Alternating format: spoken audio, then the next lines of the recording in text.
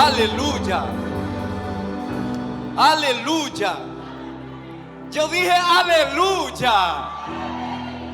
Es la exaltación más grande a Dios. Aleluya. Aparece 4 veces en el libro de Apocalipsis. Abran su Biblia en Segunda de Reyes, capítulo 5, versículos 7 y 8. Vamos a rogarle a Dios que nos ayude a concluir este sermón hoy. Segunda de Reyes, capítulo 5.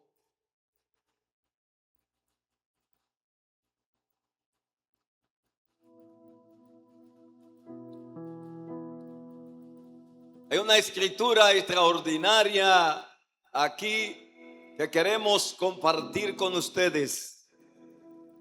¿Podemos leer? ¿Por qué no nos ponemos de pie todos? Lo que puedan. El que no pueda, quédese sentado si no puede.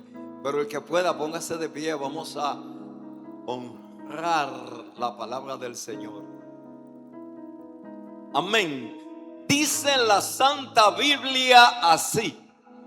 En el nombre del Señor Jesús. Versículo 7. Capítulo 5, Segunda de Reyes. Luego que el rey de Israel leyó las cartas, rasgó sus vestidos y dijo: ¿soy yo Dios para que mate y dé vida? Para que éste envíe a mí a que sane un hombre de su lepra. Consideren ustedes si ahora vean cómo busca ocasión contra mí. Versículo 8. Cuando Eliseo, el varón de Dios, oyó que el rey de Israel había rasgado sus vestidos, envió a decir al rey: ¿por qué has rasgado tus vestidos? Venga ahora a mí y sabrá que hay profeta en Israel. Inclinamos nuestras cabezas y oramos a Dios. Señor soberano que estás en los cielos, nuestro Dios, nuestro Padre celestial, ningún gozo es completo si tu presencia no nos acompaña. En esta hora bendita estamos delante de ti para honrarte a ti y para honrar tu palabra. Por lo cual te ruego, Señor, que me ayude. Te ruego, oh Padre Santo, que me suministre tu buen Espíritu Santo y que el Espíritu Santo me ilumine, me direccione y que cada palabra que yo pueda articular en esta hora bendita, oh Dios, sea direccionada por tu Santo Espíritu. Padre Santo, te ruego que tú abras los corazones de todos los oyentes que están en esta casa, oh amado Espíritu Santo, y que tú puedas revelar a Jesús en ellos, de tal manera que ellos crean y sean salvados. Ese es el propósito, por lo cual te ruego, amado Espíritu Santo, que tú añadas bendición, salud y vida eterna a tu palabra. En el nombre poderoso de Jesús, amén. Amén. Dije amén, yo dije amén, ¿no me escucharon? Yo dije amén. Amén significa así sea, así es y así será. Bendito sea el Señor. Hay una bendición grande para usted hoy si usted escucha atentamente la palabra de Dios, porque queremos que estas sean palabras de Dios y no palabra de hombre. Estamos cansados de oír a los políticos, a los filósofos y cantidad de gente sabia que hablan bonito, que hablan bien y que hablan muchas palabras, pero son palabras vacías. En esta mañana queremos hablar palabra de Dios. Dije que queremos hablar palabra de Dios y eso es lo que vamos a hablar. Gloria al Señor. Hemos venido hablando de esta historia Y esta historia realmente es una historia extraordinaria. A mí me encanta esta historia porque tiene tantas cosas y dice tantas cosas. Y cada vez que la leo, Ariel, créeme, encuentro cosas nuevas en ella. Gloria al Señor. Bueno, ya no tengo que decirle a ustedes quién es Naamán, porque ustedes lo conocen ya mejor que yo. Gloria al Señor. Naamán, un hombre extraordinario. Decíamos en el sermón del domingo pasado que no se puede romper, no se puede quebrantar la ley espiritual o las leyes espirituales. ¿Por qué? Porque Naamán utilizó el protocolo político, el protocolo diplomático, el protocolo militar para él ir a Israel para que fuese sanado de su lepra. Él siguió todo ese orden protocolar para él llegar a Israel. Ahora bien, ya leímos aquí que él tomó carta para ir al rey de Israel. Él fue a donde su señor, el rey de Siria, que era un imperio. Siria era un imperio y estamos hablando de un rey imperial, y el pueblo de Israel era una pequeña aldea que ellos habían invadido en algunas ocasiones, ¿verdad? Ahora bien, dice la palabra que luego que el rey de Israel leyó las cartas, porque el rey de Siria, utilizando su poder, utilizando su influencia de rey que estaba por encima del rey de Israel, le dijo: no, tranquilo, yo voy a hacer carta ahora mismo, yo voy a hacer una carta, te la voy a dar, tú vas a ir al rey y el rey te va a sanar.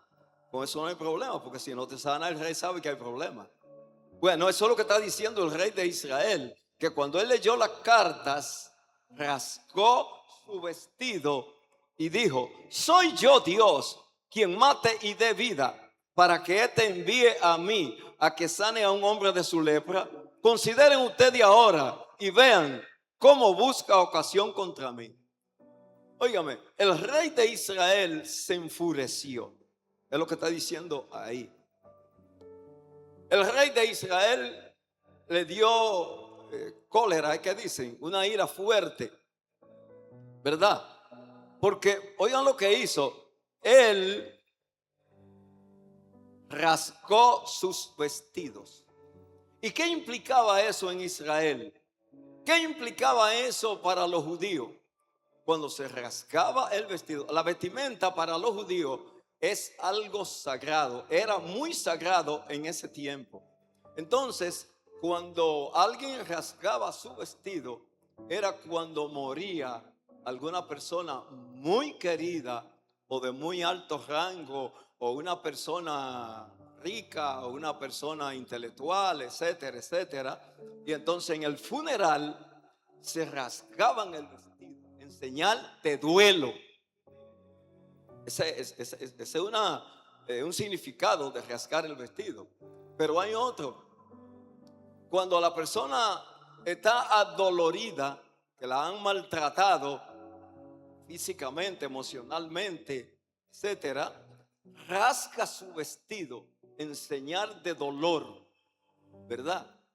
En señal de que su alma está quebrantada, rota. Pero también hay otra explicación, y es que significa también rasgar el vestido cuando una persona, como decimos aquí en buen dominicano, cuando coge cuerda, o cuando una persona se quilla, como dicen los capitaleños: estoy quillado, no te me acerques, ¿verdad? Pero cuando una persona está sumamente airada por algo que le han hecho contrario a lo que es el buen deber, esa persona rasga su vestido. Y eso fue lo que hizo el rey de Israel. El rey de Israel estaba quillado. El rey de Israel estaba, óigame, en una situación muy incómoda, porque él pensó y se atortojó, y yo me imagino que hasta tembló y que se asustó, porque decir que el rey de Siria le había enviado esa carta para que sanara a su general, y obviamente él no lo iba a sanar, él no tenía facultad para sanar, y eso es lo que le está diciendo, y soy yo Dios, porque es el único que sana, que mata y da vida, y Dios. Y eso es lo que está diciendo el rey de Israel.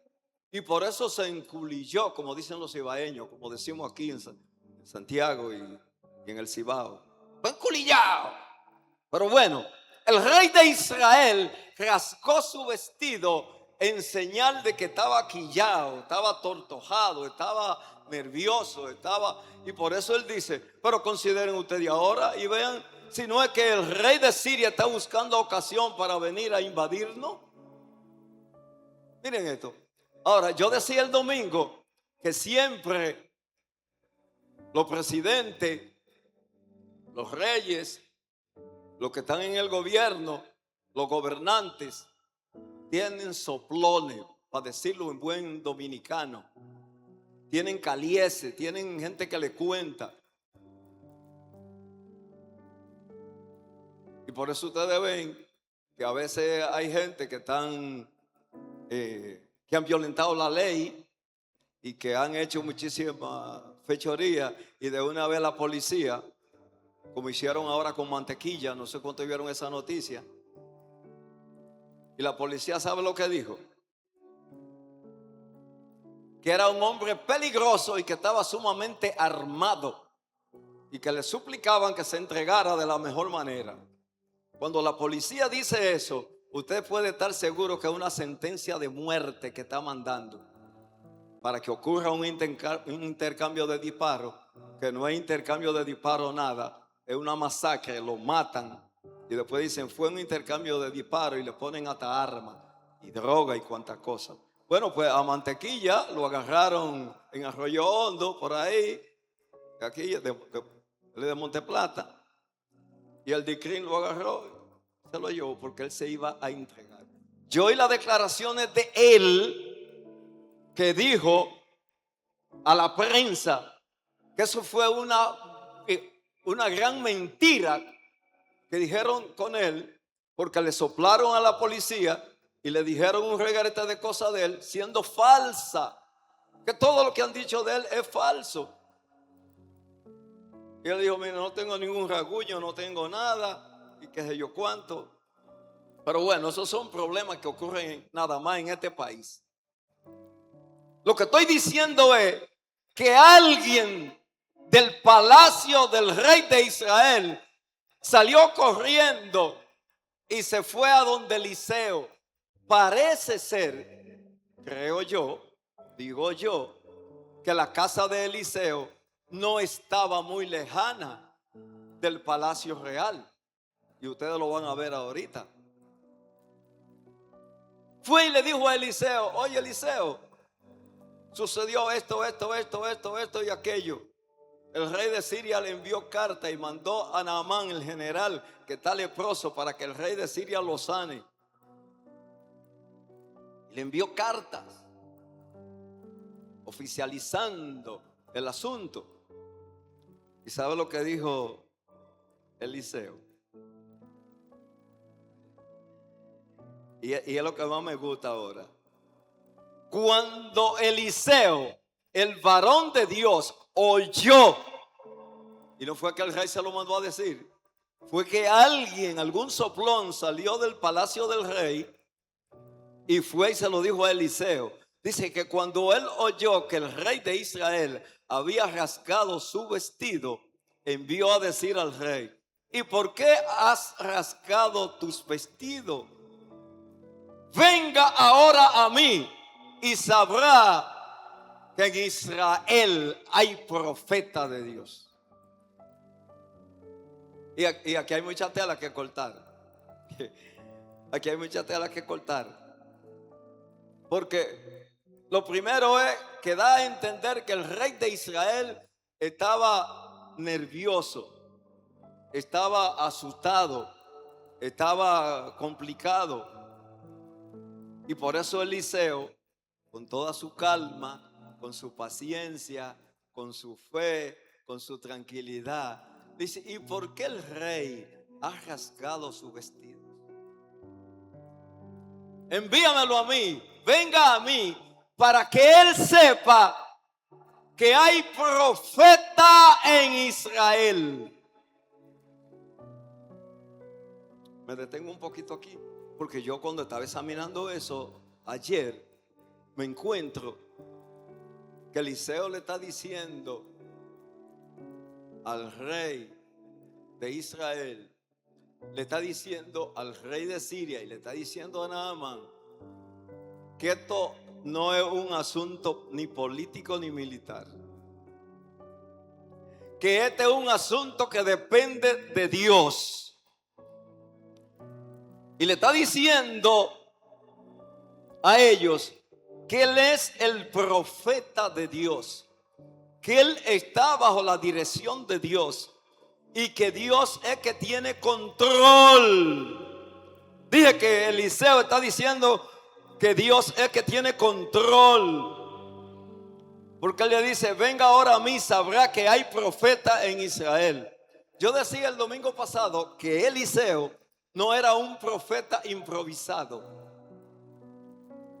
ni era un falso profeta, ni fue alguien que se puso ahí. Eliseo era discípulo de Elías. ¿Y ustedes saben quién era Elías? Y por eso es que él dice, envíamelo a mí para que él sepa que hay profeta en Israel. Porque Eliseo era un profeta constituido por elección divina, número uno. Y es que el ministerio es por elección divina. Pero no solamente eso, que el ministerio, además de eso, tiene que tener un llamado. Tiene la persona que haber sido llamada por Dios. Número 3, la persona tiene que tener vocación ministerial. Yo recuerdo, siendo pastor en Santo Domingo, que a la 1 de la mañana entró una llamada a nuestro teléfono. Y yo tomé el teléfono, me despertó el ring del teléfono. Y tomo el teléfono. Y es un hermano, esposo de otra hermana de la iglesia, que eran 2 líderes de la iglesia, 2 líderes muy buenos de la iglesia. Y dice él, pastor, corra, venga, porque si usted no viene, yo voy a matar a fulana de tal, su esposa. Acabamos de tener una trifulca y yo la voy a matar. Digo, ajá, pues espérate, no la mate, deja que yo llegue. Y le di un codazo a la pastora y la desperté. Y le dije, pastora, tenemos que salir ahora para el barrio Máximo Gómez. Nosotros éramos pastores en un lugar así como La Colina, ¿verdad? Un lugar de clase media, tranquilo, bien. Y ellos vivían en otro lugar contiguo a La Colina. No a La Colina, sino al lugar que le llaman Buenavista Primera. Y ellos vivían ahí, eran contadores los dos. Y tenían sus oficinas y todas sus cosas y vivían bien.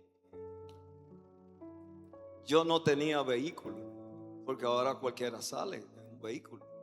Porque que se me pone en el medio me lo llevo. No, trato de desviarlo. Pero bueno, no teníamos vehículo. Y nos cepillamos, nos pusimos ropa de salir y salimos a pie, como de aquí a donde, como de aquí a donde vive la doctora Félix. Para que usted tenga una idea. Y nos fuimos. ¿Por qué le digo esto? Porque la vocación ministerial nos impulsaba a nosotros cumplir con nuestra tarea, con nuestro trabajo, con nuestro llamado. Y fuimos y metimos la paz, gracias al Señor, no pasó nada, se resolvió todo. Duramos como 1 hora en la casa, como a las 2 de la mañana nos fuimos. Pero fue una experiencia extraordinaria. Íbamos más asustados que un gato, pero íbamos confiados en que el Señor iba con nosotros. ¿Usted entiende lo que estoy diciendo? Porque cualquiera dice, bueno, resuelvan su problema. Yo le voy a dar una consejería por teléfono. ¿Entiende? No. Fuimos. Porque tenemos la vocación ministerial. Ahora piénselo bien, no me llame a esa hora ahora, porque no es el mismo tiempo. Ahora cualquiera lo guisan. No, pero vamos, Dios está con nosotros y está con ustedes, no va a pasar nada.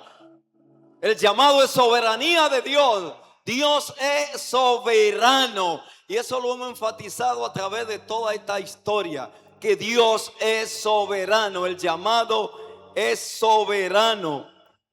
Si no, pregúntenselo a Jesús en Marcos 3:13. Oiga lo que dice al 15. Después subió Jesús al monte y llamó así a los que él quiso. ¿Usted escuchó eso? Entonces no me pregunte a mí porque yo soy pastor. Porque la pastora es pastora. No me pregunte a mí. Es un problema de él que me llamó. Y yo vine a él. Dice, y vinieron a él. Porque oiga, ¿cuál es el problema de mucha gente que Dios llama?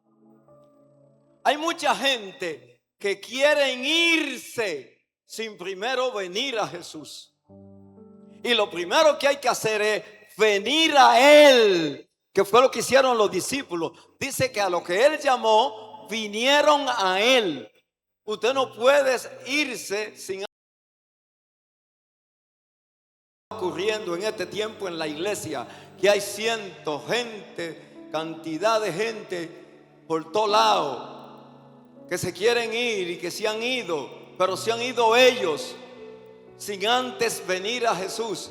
La primera responsabilidad del creyente es venir primero a Jesús. Y venir a Jesús implica venir a estar con Él. Óigame, dice que Él llamó así lo que Él quiso y estableció a 12, versículo 14, para que tuviesen con Él. ¿Usted tiene algún ministerio en la iglesia o desea algún ministerio? Usted tiene que venir primero a Jesús. Y venir a Jesús implica que usted tiene que venir a estar con Él, a tener tiempo para Él. Porque si usted no dedica tiempo a Él, si usted no tiene tiempo con Él, todo lo que usted haga lo está haciendo por usted mismo. ¿Y sabe para qué lo llamó? Para que tuviesen autoridad, para sanar enfermedades y para echar fuera demonios. Hasta ahí estamos bien. Yo no sé si usted me está siguiendo, pero usted debe seguirme para que usted entienda de qué se trata esta historia. Oiga lo que pasó. Cuando el rey de Israel recibe la información, yo no sé si sería con el mismo mensajero, no sé si sería con la misma persona que fue y le dijo que él había rasgado su vestido. El rey de Israel lo refirió al profeta. Yo estaba pensando que Naamán fue al lugar equivocado cuando fue primeramente al rey. Yo estaba pensando que el rey de Siria lo hizo también mal, lo hizo equivocado. Pero eso fue un pensamiento loco. Porque no, era el protocolo que tenía que usar. Y por eso yo decía el domingo pasado que no podemos romper, no podemos quebrantar las leyes espirituales, los principios espirituales. Y hay principios espirituales que norman nuestras vidas como creyentes. y que nosotros a diario lo violentamos. El Señor nos manda a orar, orar sin cesar. Y habla de la oración. ¿Tú sabes cuántas oraciones hay en la Biblia? Más de 650 oraciones. Y hay más de 450 oraciones contestadas de parte de Dios. Y lo menos que hacen los creyentes es orar. Tenemos tiempo para chatear desde que nos levantamos. Déjame ver qué fue lo que pasó. Déjame ver qué fue lo que me mandaron a decir. Déjame ver qué fue lo que decía. Abrir el celular. Tenemos tiempo para todo, para estudiar, para trabajar, para bañarnos, para comer, para pasear, para irnos por ahí. Tenemos tiempo para todo, menos para orar. Usted le pregunta a los creyentes y no hay tiempo para orar. Según estudios que se han hecho, los creyentes oran menos de 15 minutos. Oran entre 7 y 8 minutos. Los que oran. Ahí me decía un hermano, yo era pastor de él, me decía: pastor, ¿y cómo usted puede durar una hora orando? Porque yo desde que tengo 3 minutos, 5, se me acaba el material. Así mismo me dijo: ya yo no tengo nada que decir. Digo: que tú no tienes nada que decir. Tanto que hay que decirle a Dios y tanto que hay que escuchar de Dios. Pero no tenemos tiempo. Vamos a visitar, no tengo tiempo. Vamos a orar, no tengo tiempo. La gente no tiene tiempo para nada, pero tienen tiempo para ellos. Tienen tiempo para su familia, tienen tiempo para ir a la universidad, a la escuela, tienen tiempo para todo, menos para orar. Entonces, si no venimos a Él, estamos violentando un principio espiritual, porque la oración es una disciplina principal de los creyentes y no podemos dejar de orar por nada. Yo tengo una filosofía de vida espiritual y la pastora lo sabe. Para mí, orar es primero y lo demás que haga fila. Y eso lo digo a voz en cuello. Primero orar. Y a veces el diablo quiere ponerme tantas cosas, trabajo del mismo ministerio. Yo digo: no, yo tengo que estar primero con el dueño de la obra. No es la obra, no es con la obra, es con el dueño de la obra. ¿Entiende? Entonces, Eliseo era un profeta de Dios. Y por eso le dice, tenía la experiencia que había estado al servicio de Elías. Y él sabía que portaba una doble porción del Espíritu de Dios. Por eso le dice: mándamelo a mí. Y se lo mandó. Ahora, vean ustedes. Vean ustedes el orgullo y la pompa de Naamán. Así titulé yo ese renglón. El orgullo y la pompa de Naamán. Versículo 9, oiga lo que dice. Y vino Naamán con sus caballos y con su carro y se paró delante de la puerta de la casa de Eliseo. Por eso yo digo que la casa de Eliseo no estaba muy lejana. Porque Naamán tenía un carruaje, un carro especial de guerra. No sé si usted ha visto esa película de los 10 mandamientos o otra donde usted ve que el faraón sale atrás de ellos en un carro tirado por caballo. No era un carro como lo de ahora, era un carro tirado por caballo.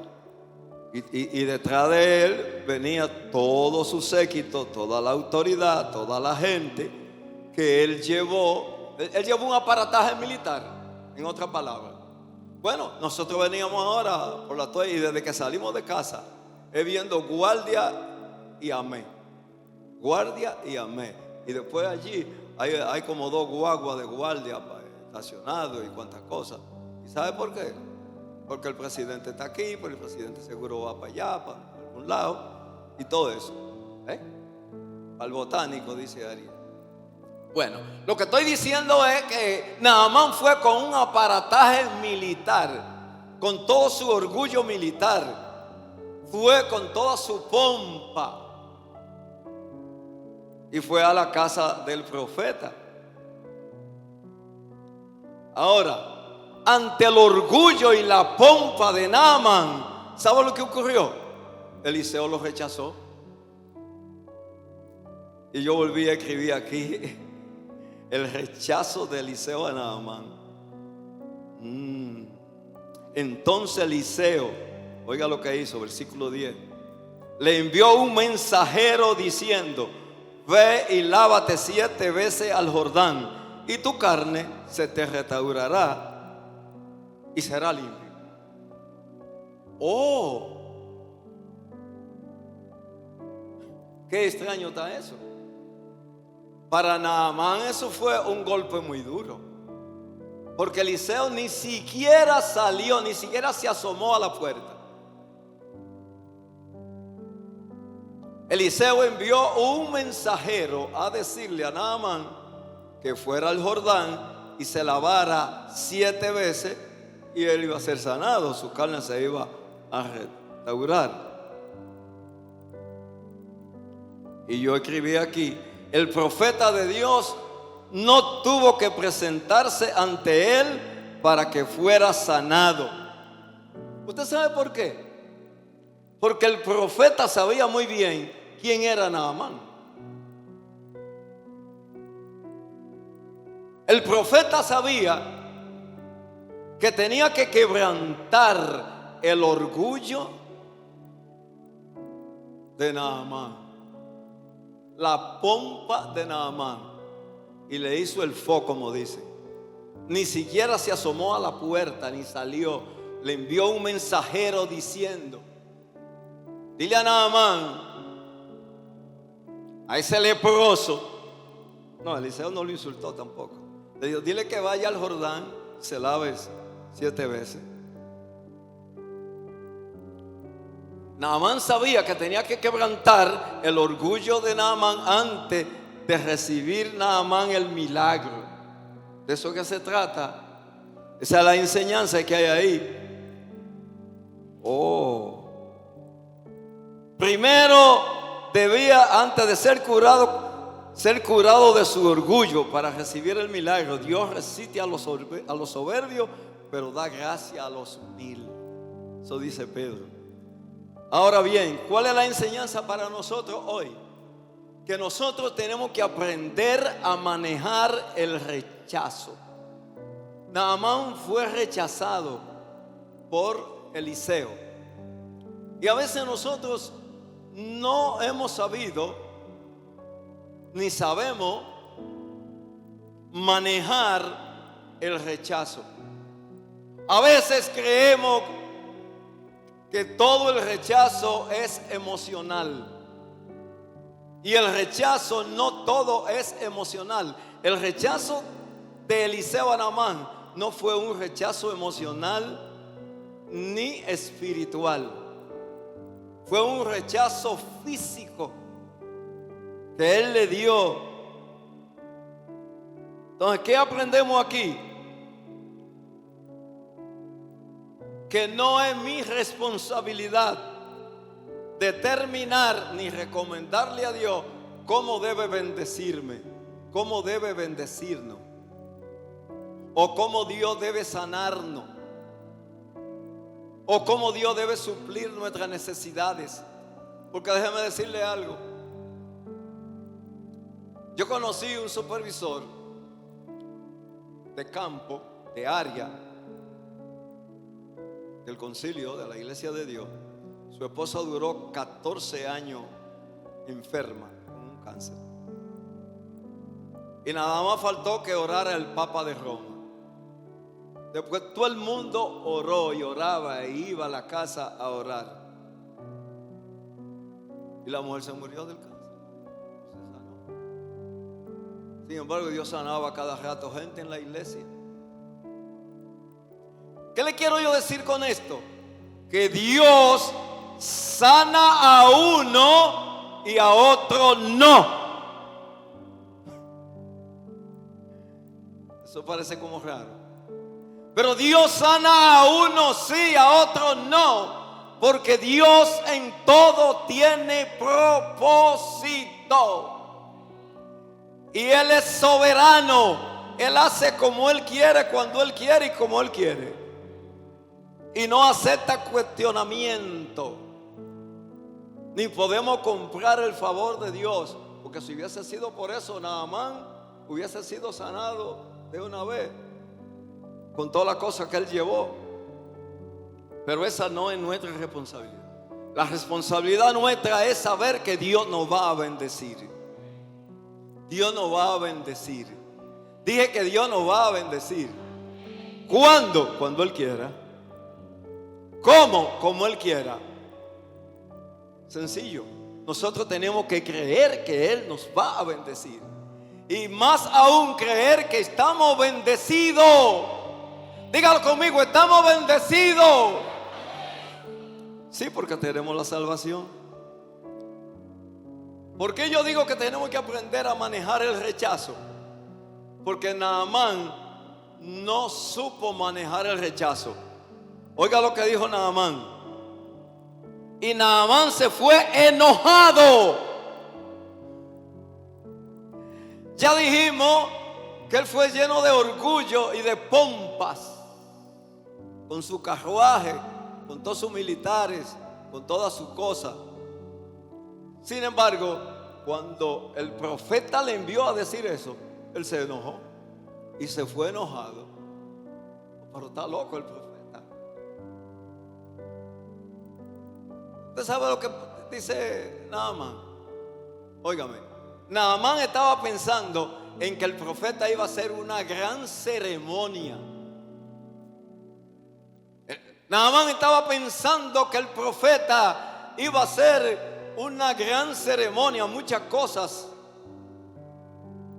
Dice Naamán, es aquí que yo pensaba que el profeta iba a salir, iba a venir y iba a levantar sus manos y me iba a tocar en el lugar afectado y yo iba a ser sanado de mi lepra.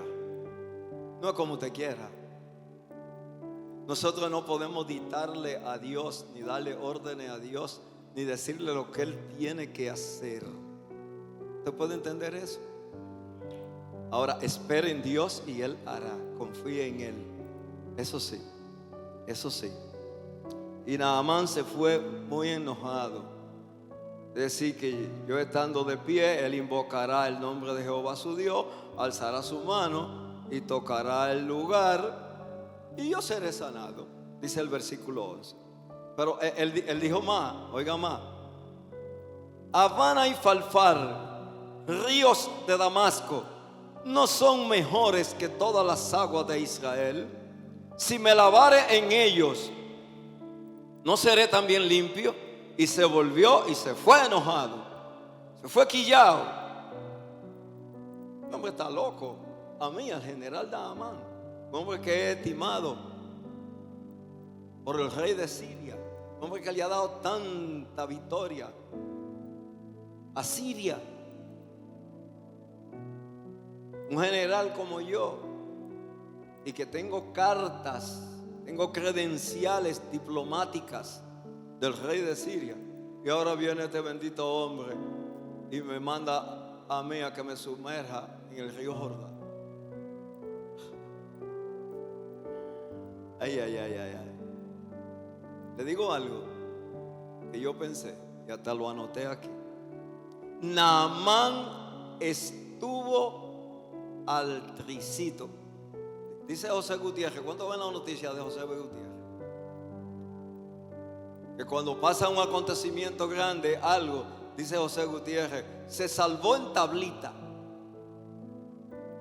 Porque eso era una tablita que jugaban los muchachos de antes, le ponían una peña o una moneda y le daban del otro lado como a un columpio, ¡pa! Y donde caía eso, la idea era llevarla a la raya, una raya que se hacía.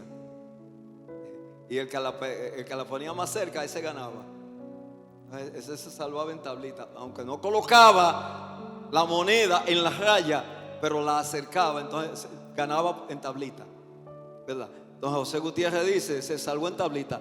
Yo digo que Naamán tuvo al tricito, tuvo a punto de perder la sanidad divina por su enojo. Tenga cuidado cuando usted se quilla. Tenga cuidado con el enojo. Tenga cuidado con la ira. Tenga cuidado, porque podemos perder la bendición de Dios. Porque Eliseo no fue a hablar con él personalmente, sino que le ordenó que se sumergiera 7 veces en el río Jordán. Naamán tenía una idea muy distinta de cómo Dios debía sanarlo, y despreció el río Jordán. Lo despreciaba, porque finalmente él fue. Oiga esto: el río Jordán, que Jordán viene de la palabra hebrea Yarden, que significa el que desciende, el que baja. El río Jordán desciende de la montaña del monte Hermón hacia el mar de Galilea, y luego une el mar de Galilea con el mar Muerto. Un río extraordinario, grande. Pero oiga esto: yo estuve investigando y descubrí que el río Jordán era muy turbio, era muy lodoso, era lleno de cieno, de lodo, arrastraba una gran cantidad de rocas, arcilla y lodo. El agua era marrón y lodosa. Conectaba el mar de Galilea con el mar Muerto, como ya le dije. Entonces, Naamán no quería meterse en ese lodo, en ese cieno. Ahora, Abana y Farfar, los 2 ríos de Damasco que Naamán señala, actualmente ese es llamado el río de Barada.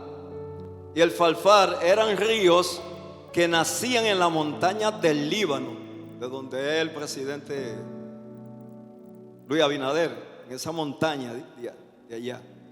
Cruzaban a Damasco, convirtiendo el desierto en un oasis de agua fría, rápida, limpia y cristalina.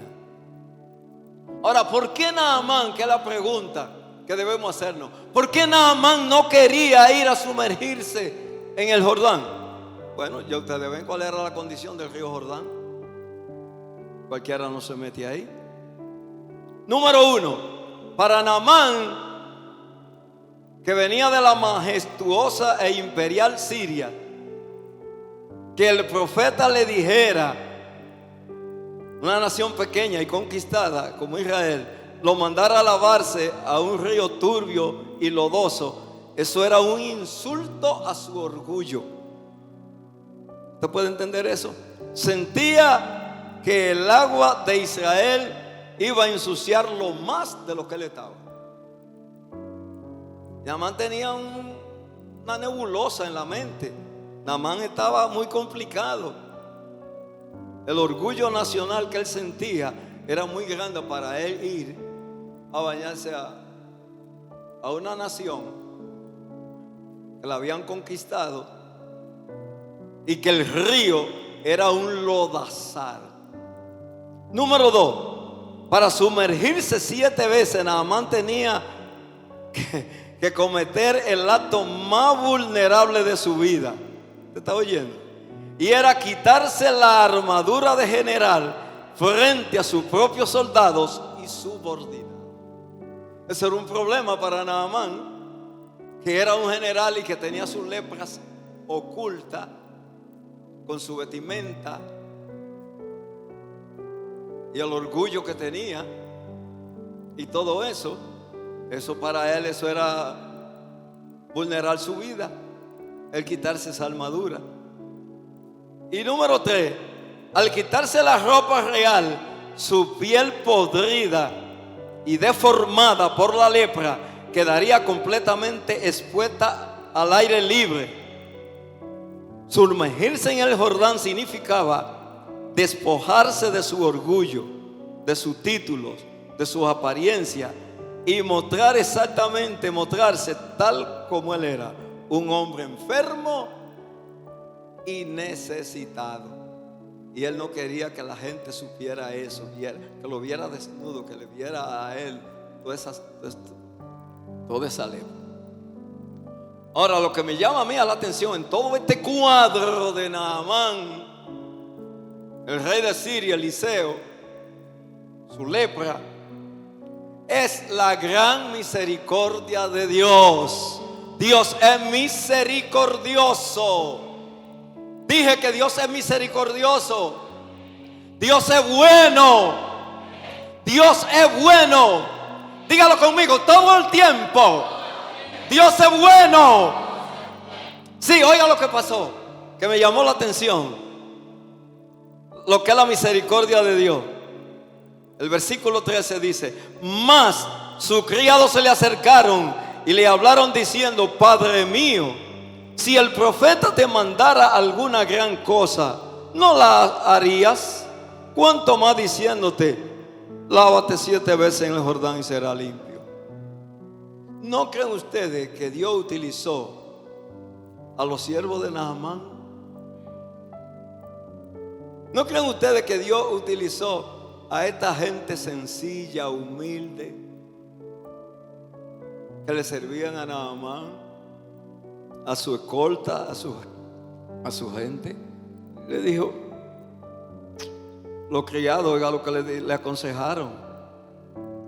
Y eso implica que nosotros podemos recibir consejo de la persona más humilde. Que no nos podemos ser altaneros, que no podemos creer que no la sabemos todas. Siempre aparece alguien que Dios va a usar a tu favor. Siempre va a aparecer alguien que Dios va a utilizar para bendecirte. Alguien te puede aconsejar a ti. No nos la sabemos todas. Porque estos criados se le acercaron y le hablaron. ¿Qué es lo que estamos diciendo de la misericordia de Dios? El libro de Lamentaciones, capítulo 3, versículos 22 y 23, oiga lo que dice: por la misericordia de Jehová no hemos sido consumidos, porque nunca descayeron su misericordia. Nuevas son cada día, grande es su fidelidad. Queriendo decir que Dios usa a cualquiera, Dios usa a lo más sencillo, lo más humilde, para Él a bendecirnos. A veces nosotros somos orgullosos, altaneros, prepotentes y cuanta cosa, mas no es así. Dios usa a los humildes y a los sencillos. Esta vez Dios usó la primera oportunidad a favor de Naamán. ¿Utilizó a quién? A una muchacha. A una muchacha que ni nombre tiene. ¿Entiende? Esclava. Dios la usó. Y ahora está usando a los siervos de Naamán, a los criados de Naamán. Otra vez Dios usa a los humildes y sencillos para mostrar su misericordia a favor de Naamán y sanarlo. Dice 1 Corintios capítulo 1 versículos 27 al 29: sino que lo necio del mundo escogió Dios para avergonzar a los sabios, y lo débil del mundo escogió Dios para avergonzar a los fuertes. ¿Usted está entendiendo? Y lo vil del mundo y lo menospreciado del mundo escogió Dios, y lo que no es, para hacer lo que sea, a fin de que nadie se jacte en su presencia. Yo recuerdo que cuando yo me convertí, mi papá, que fue el primer opositor, que me iba a matar, me quemó la Biblia y cuantas cosas. Yo tuve que salir huyendo y aguarecerme en la casa del pastor, hasta que Dios se le reveló a mi papá en la madrugada de ese mismo día, y entonces él fue a buscar. Es una historia muy larga, eso es harina de otro costal, como dice. Pero bueno, lo que estamos diciendo es que cuando uno se convierte, la gente que sea un borracho, una gente que sea un robón, un ladrón, etcétera, y da su testimonio, la gente dice: pero mira, este está volviendo loco. siendo tú un borrachón, ahora vienes tú a predicarme, ahora eres un santo.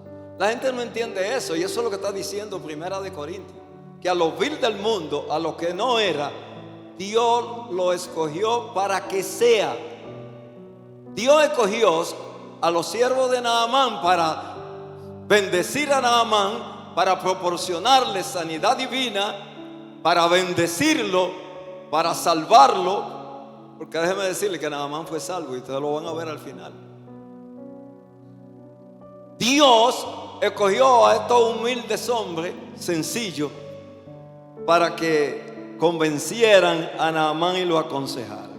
Ahora, ¿qué hizo Naamán? Algo muy bueno: la obediencia de Naamán. Ahorita vimos la maldad de Naamán, el orgullo de Naamán. Ahorita vimos el quille de Naamán, el enojo de Naamán. Pero ahora vamos a la obediencia de Naamán. Porque la obediencia produce milagros. Dije que la obediencia produce milagros. Y aquí hubo un milagro, óigame, literal, de sanidad. Oiga lo que dice el versículo 14. Él entonces descendió y se zambulló 7 veces en el Jordán, conforme a la palabra del varón de Dios, y su carne se volvió como la carne de un niño, y quedó limpio. ¿Usted está oyendo? Yo me imagino a Naamán zambulléndose la primera vez, ¡fuáquete! Y chequeándose, no pasó nada. La segunda vez volvió, ¡fuáquete! Y se zambulló más hondo y salió, pero todavía estaba una mancha de la lepra, todavía estaba leproso. Y lo hizo la tercera vez, la cuarta vez, la quinta vez, la sexta vez, la séptima vez, porque el profeta le dijo que eran 7 veces. Y es como Dios dice, no como usted quiera, no como yo quiera, es como Dios dice. Y entonces la séptima vez salió. La séptima vez él salió con su carne como la de un niño. Oiga lo que hizo Naamán. Y volvió Naamán al varón de Dios, él y toda su compañía, y se puso delante de él y dijo: he aquí, ahora conozco que no hay Dios en toda la tierra sino en Israel. Te ruego que acepte algún presente de tu siervo. Ahí volvió él, porque Naamán viene de una nación idólatra, y Naamán era un idólatra. Y Naamán tenía en su mente la doctrina de la simonía. ¿Ustedes saben qué consiste la doctrina de la simonía? Que la están usando mucha gente ahora. Que para tú recibir un milagro de Dios, tú tienes que dar una ofrenda, tú tienes que hacer esto, tú tienes que hacer aquello, un montón de cosas. Y es como si se estuviesen vendiendo el milagro. Naamán creía que el milagro que él había recibido, él tenía que pagarlo. Y él volvió al varón de Dios. Naamán regresó del Jordán y le dijo: te ruego que acepte alguna cosa.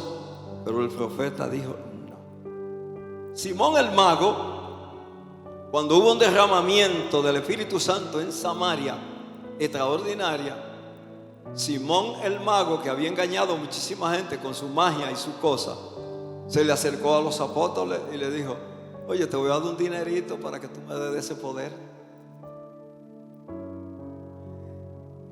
El poder de Dios no se vende ni se compra. No se compra ni se vende. Ahora, yo estaba pensando cuando leía eso, si yo hubiese sido Naamán, yo me desgarito por ahí mismo para Samaria, por donde mismo vine. Pero Naamán hizo todo lo contrario. ¿Sabe lo que hizo Naamán? Naamán volvió a donde el profeta a dar testimonio de su sanidad. Naamán volvió al profeta para decirle que él no iba a adorar a otro Dios, sino que él iba a decir y iba a testificar que solamente había Dios en Israel, que el Dios verdadero estaba en Israel, que él no iba a adorar a otros dioses. Alabado sea Dios, aplaúdalo, que eso fue lo que hizo Naamán.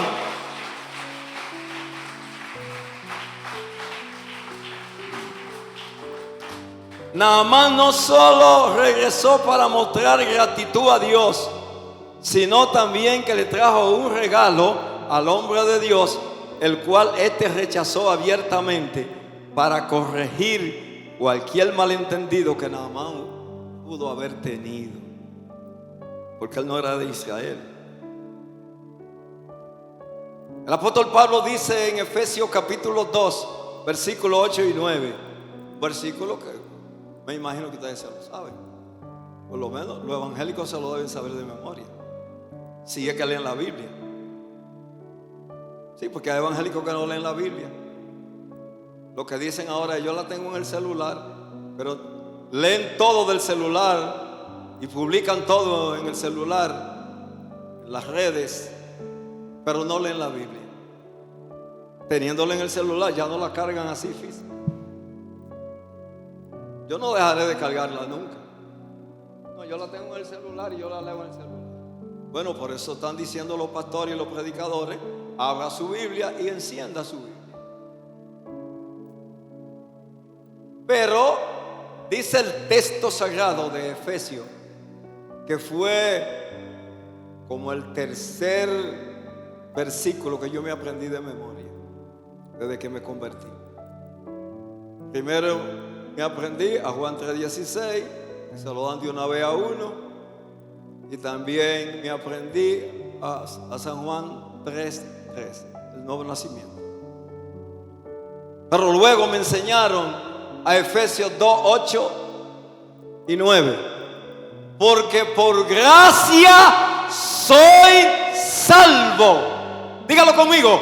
Porque por gracia soy salvo. No, usted no me está escuchando. No. Repítalo conmigo. Porque por gracia soy salvo. ¿Lo puede decir conmigo? Usted se lo sabe, lo que se lo sabe. Levanten la mano los que se lo saben, para que lo repitan conmigo. Ok, los que no se lo saben, que lo escuchen. Dígalo conmigo. Porque por gracia soy salvo. Que lo oiga el diablo, que lo sepa el infierno, los demonios y toda su compañía, que somos salvos por gracia. Hemos sido salvados por gracia, la gracia de Dios. Aleluya. Y el texto sagrado sigue diciendo: por medio de la fe. ¿Usted está oyendo por qué es que somos salvos? Es por la fe. Y no de vosotros, pues don de Dios. Nosotros estamos aquí de gratis. Nosotros estamos en la iglesia. Y la iglesia es la sociedad más elevada que hay en esta tierra. ¿Usted sabía esto? ¿Usted sabía eso? Que la iglesia del Señor es la sociedad más elevada que hay en esta tierra. Cristo la amó y la compró con su sangre. Alabado sea Dios. No por obra, para que nadie se gloríe. Y eso se lo aplicamos a Naamán. Naamán fue con su presente a donde el profeta, pero eso implica que la gracia de Dios, la salvación, la sanidad divina no se compran con dinero, sino que se reciben como un don de Dios. Ahora, yo le quiero decir a ustedes que nosotros tenemos que regresar a Dios. Cuando Dios nos bendice, tenemos que regresar a Dios. Naamán regresó a Dios y regresó al hombre de Dios, regresó al profeta. Porque oiga lo que dice la palabra. dice que él no solamente rezó para darle gloria a Dios. No, hay gente que dice no, porque Dios está en toda parte. Dios no está en toda parte de la misma manera. Como Dios está aquí, no está con los que están en la discoteca ahora. ¿Verdad que no? O con los que están en la playa a esta hora. Dios está aquí, esta es su casa. Y estamos nosotros, los hijos de Dios. Y eso, al estar nosotros aquí, eso es lo que le da carácter a este templo. Si no, esto fuera cualquier otra cosa. Podría ser, pero es un templo porque estamos nosotros aquí, los hijos de Dios, que hemos sido salvados por la gracia de Dios. De manera que nosotros tenemos que aprender a mostrar gratitud cuando alguien nos bendice. Cuando alguien ora por nosotros, tenemos que aprender a mostrar gratitud. ¿Usted sabía eso?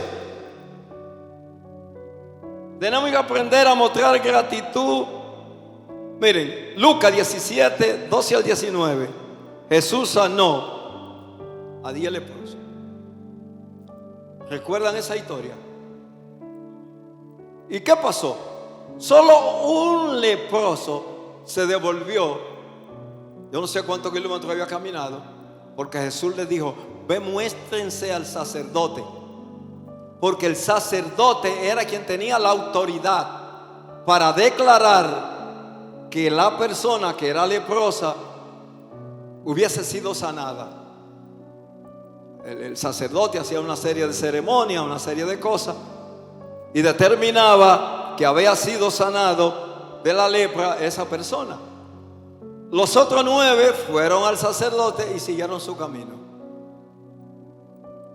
Este leproso se devolvió y fue donde Jesús, mostrando gratitud. ¿Usted puede entender eso? Mostrando gratitud. Y Jesús se extrañó y dijo: oh, y no fueron 10 los que fueron limpios, y los otros 9, ¿dónde están? Y le dijo al leproso: vete en paz, tu fe te ha salvado. Le digo algo. Eugenio María de Hostos, un hombre que yo simpatizo con él extraordinariamente, mucho simpatizo con Eugenio María de Hostos. He leído muchas obras de él, leo de él, me encanta. Eugenio María de Hostos decía: la gratitud no solamente es una virtud, sino que es la madre de todas ellas. Mira el concepto que tenía él de la gratitud. Como pastor, yo tengo la experiencia que mucha gente me pide la oración. No solamente gente de fuera, sino la gente de la iglesia cuando tiene alguna dificultad, algo. Y yo oro por ello. Pero ¿sabe qué experiencia yo he tenido? Que Dios le ha resuelto el problema, que Dios lo ha bendecido, que Dios lo ha sanado, y no le dicen nada al pastor. Y el pastor sigue como un desgaritado orando, orando, orando, orando. Y a veces cuando yo me le acerco, hermana María Mercado, a esa persona le digo: oye, dime, ¿cómo te ha ido? ¿Cómo te fue? ¿Cómo te el problema? ¿Te sanó Dios? ¿Qué pasó? Me dijo: ay, sí, hace 2 semanas que el Señor me sanó. O hace 2 semanas que conseguí los chelitos y los pagué. O hace 2 semanas que mi hijo, que estaba en droga, que sé yo qué, volvió a la casa. Un montón de problemas. Y yo le digo: ajá. Y yo como un desgaritado orando, y ahora que tú me lo dices, por Dios, hermana, hermano, si Dios le resuelve el problema, corra para donde el pastor, haga como Naamán, vaya, dígale: Dios me resolvió el problema, pastor, ya no ore más por eso, ore por otra cosa. ¿Usted me está entendiendo? ¿Usted me está entendiendo? Pues entonces tenga gratitud para con Dios y para con el siervo de Dios. Que Dios le bendiga, que Dios le guarde, que Dios le guarde. Dije que Dios le bendiga. ¿Qué pasa? ¿Hay alguien aquí que desea convertirse a Jesús?